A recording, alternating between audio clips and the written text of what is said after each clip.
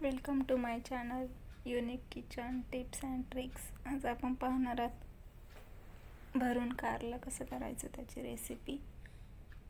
अगदी सोपी आणि थोडीही कडू होत नाही ही रेसिपी. लहान मुलेसुद्धा आवडीने खातात. तुम्ही नक्की एकदा ट्राय करून पहा. तर मी इथे कारले त्याचे वरचे जे टोकं असतात ते साल काढून ते मीठ टाकून थोडा वेळ तसंच ठेवणार आहे.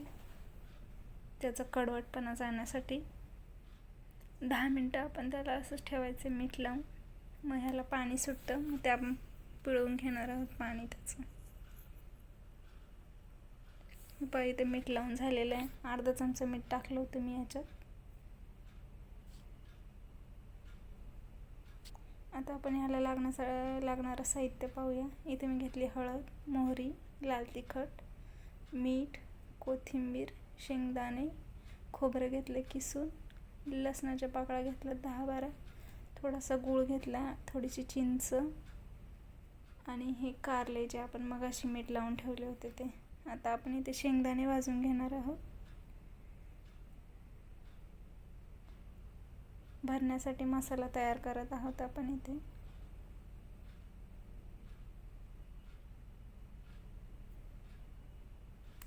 तर इथे शेंगदाणे भाजून झालेले आहेत आपले खरपूस.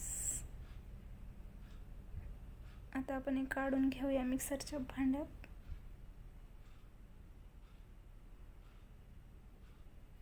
आता आपण खोबरं सुद्धा भाजून घ्यायचं आहे. स्लो गॅसवर भाजायचं आहे, कारण पटकन जळून जातं ते. तर लाल होईपर्यंत आपल्याला हे खोबरं भाजून घ्यायचं आहे. आपलं खोबरं भाजून होत आलेलं आहे. आपण आता ते काढून घेऊयात मिक्सरच्या पॉटमध्ये. मिक्सरच्या पॉटमध्ये मी सध्या प्लेटमध्ये काढून घेते थंड होण्यासाठी. आता आपण हे कारले पिळून घ्यायचे. जे मीठ टाकलं होतं आपण त्याला पाणी सुटलं कारल्याला. आता ते पिळलं की त्याचं पाणी निघतं, मग ते आपल्याला ते पिळून घ्यायचं. एक साथ आपण 2-2 घ्यायचे, म्हणजे असे हातात बसतील आणि ते पिळले जातील. एक घेतलं की ते पिळलं जात नाही. आपण दोन्ही हाताने पण 3-3, 4-4 घेऊन ते फोडी पिळू शकतो. बघ, पाणी निघलं होतं ते कडू. आता पण हे जे खोबरं भाजून घेतलेलं, शेंगदाणे भाजून घेतलेले आणि जे तुम्हाला साहित्य दाखवलं मगाशी, ते सगळं आपण मिक्सरच्या भांड्यात टाकून वाटून घेणार आहे. ते मी लसूण टाकला. चिंचसुद्धा यातच टाकायची आपल्याला वाटायला. गूळ,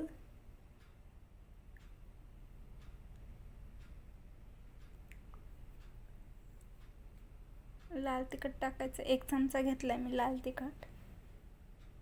मिरची पावडर कुठलीही घेऊ शकता तुम्ही. मसाला नाही घ्यायचा आहे आपल्याला, मिरची पावडरच घ्यायची. मीठ टाकलं मी अर्धा चमचा, कारण मग अशी कारले जे आपण मीठ लावलेलं, त्यामुळे आपल्याला ह्या वाटणामध्ये थोडंसं कमी मीठ टाकायचं आहे. कोथिंबीर टाकली. आपण जी कारली पिळून घेतलेली ती थोडीशी धुवून परत एकदा पिळून मी उकडायला ठेवली. ते इथे 10 मिनटं उकडून घ्यायचे आपल्याला. हे जे मग असे वाटण काढलं होतं ते वाटून घेतलं आहे मी. आता कारले आपले उकडून झाले. ते आता काढून घेते मी एका प्लेटमध्ये.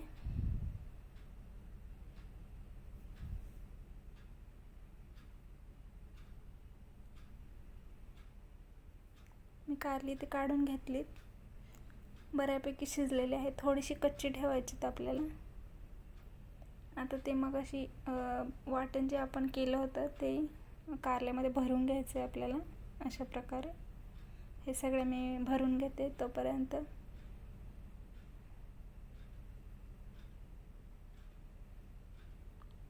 अगदी जास्तही नाही भरायचं, जेणेकरून ते ओपन राहील. बंद करायचं आहे आपल्याला, म्हणजे मसाला बाहेर पडत नाही त्यातला. आता आपली कारली भरून झालेली आहे. आपण इथे कढई गरम करायला ठेवली मी.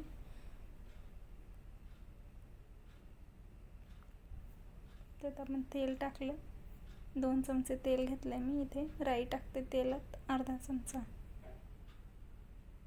आणि ही जी कारली भरलेली ती आपण आता तेलात टाकून घेणार. बाकी काहीच टाकायचं नाही आपल्याला तेलात, कारण आपण ऑलरेडी मसाल्यामध्ये सगळं टाकलेलं आहे. आणि थोडासा जो मसाला शिल्लक राहिला तोही आपण याच्यात टाकणार आहोत. कारली थोडी शिजल्यानंतर, तशी ऑलरेडी आपण 70% कारले शिजवून घेतलेलं आहे. आता 20% 30% जे राहिले ते आता आपण ह्या तेलामध्ये शिजवून घेणार आहोत. तुम्ही हे कारले तव्यावर सुद्धा करू शकता, म्हणजे तव्यावर आणखी छान होतात.